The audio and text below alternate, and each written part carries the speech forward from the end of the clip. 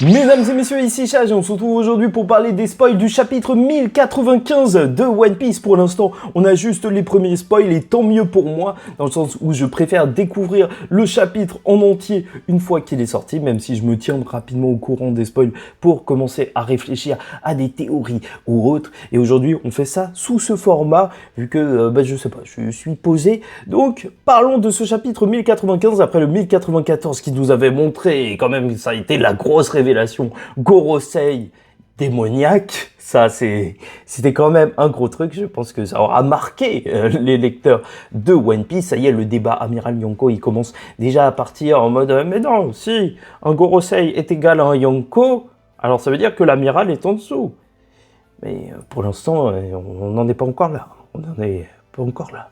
Bon, de toute façon, on verra bien. Donc, le chapitre 1095, nous voyons le flashback de Kuma et comment son père est mort à God Valley il y a 38 ans. Alors déjà, il faut le dire, c'est vrai, le flashback de Kuma, je sais pas c'est quoi cette histoire, mais ce sera peut-être un des flashbacks les plus intéressants du monde de One Piece. De voir comment il est lié justement à toute l'histoire du monde, c'est quand même plutôt gros. Il y a un tournoi organisé par les Dragons Célestes à God Valley, dans lequel ils font s'affronter toutes sortes de personnes de races différentes, les unes contre les autres. Ok, jusque-là, c'est un délire de Dragons Célestes. Hein. En même temps, ils les utilisent comme esclaves. Est-ce qu'on va avoir... Oh, je vois vraiment... Ah non, bah non. Je pensais à quelque chose de l'ordre de Gladiateur, si vous n'avez pas vu le film. Et c'est un film marquant, en fait. En tout cas, c'est un film culte. Et c'est vrai que Oda aurait pu s'en inspirer. Mais vu qu'à Dressrosa, on a déjà eu cette partie un petit peu Gladiateur, alors je pense pas qu'on va s'arrêter sur ça. En tous les cas, très hâte de voir les images parce que on sait très bien qu'avec Oda, en fait, on peut voir certains hommes poissons, ça se trouve qu'on reconnaîtra, tu vois, le père de Fisher Tiger ou des trucs du genre. Non, franchement, ça peut être super sympa. Donc, c'est un tournoi qui détermine la fin des tribus. Ah! Ah, c'est nul! Ah, ok! Ok, d'accord, bah c'est comme ça qu'il décidait. Ok, bah ça veut dire qu'il se base sur la force quand même pour décider quelle tribu reste ou non. Alors peut-être justement que c'était vraiment des tribus faibles et intelligentes, hein, sait-on jamais, qui ont disparu. Nous voyons le jeune Garling Garland, et il ressemble exactement à Shanks, mais avec une coiffure différente et sans barbe. Bon, voilà, de toute façon, est-ce que c'est une réelle, est-ce que c'est une réelle révélation de voir que Vicky Garland est le père de Shanks? Non, je ne pense pas, mais c'est une dinguerie quand même, en fait. Là, c'est plus ou moins affirmé. Et ça donne juste envie de voir cette scène où Shanks va aller voir son père. Ça explique tout sur le personnage de Shanks. Apparemment, God Valley se situe à West Blue. Il me semble que c'est Brook et peut-être...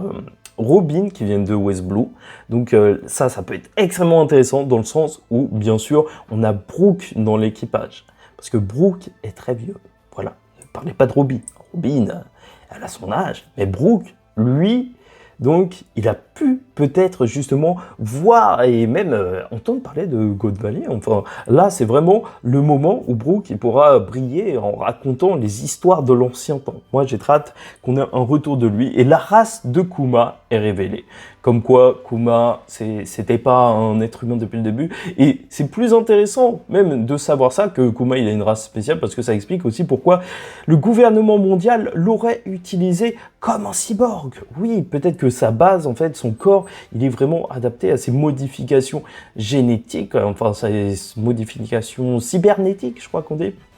Donc ouais, non, tout ça, ça m'a l'air très intéressant. On rentre vraiment dans le vif du sujet du monde de One Piece, dans le lore de One Piece, et en même temps, on est sur la fin de One Piece. Hein. De toute façon, la grande saga finale, je pense qu'elle concernera ça, justement sur la fin de l'histoire de One Piece.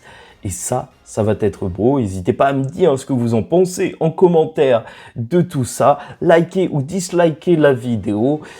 Donc abonnez-vous si vous n'êtes pas encore abonné. Et on se retrouve très vite pour la review sur la chaîne principale. Normalement jeudi et au mieux mercredi si j'y arrive.